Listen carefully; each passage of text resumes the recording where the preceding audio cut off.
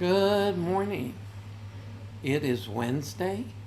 We're continuing in Holy Week. It is the 16th of April.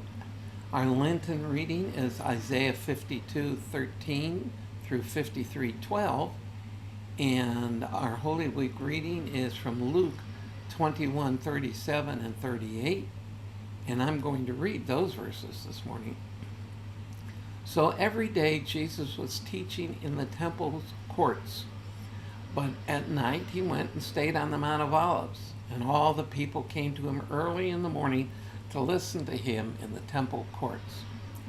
What's interesting about this, of course, was when you finally see him arrested in the garden, one of the things he says, I was in the temple every day.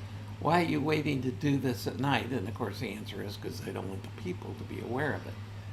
But even knowing during this last week that he was going to be going to the cross on Friday, nevertheless he spent every day teaching in the temple. And we can assume he was teaching of the coming kingdom, of the need to depend on God for salvation.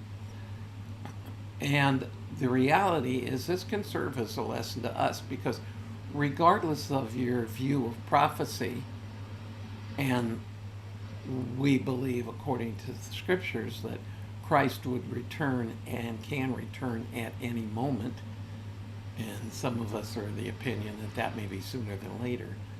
The point is we're supposed to be busy for him daily, serving him, getting out the gospel, sharing God's truth with others, and be interrupted by his coming.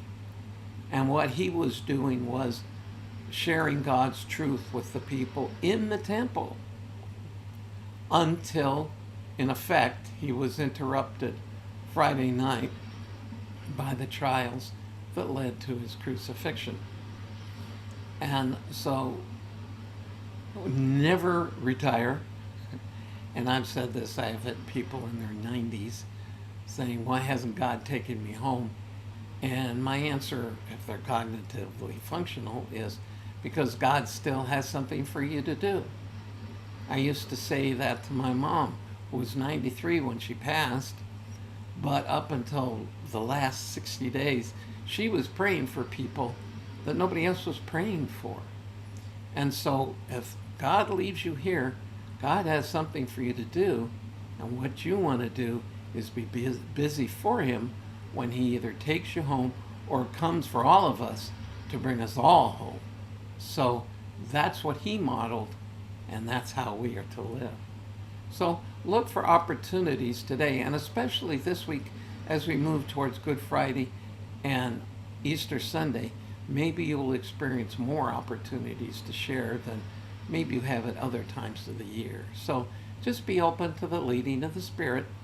After all, the Christian life is supposed to be an adventure. And I'll see you again tomorrow.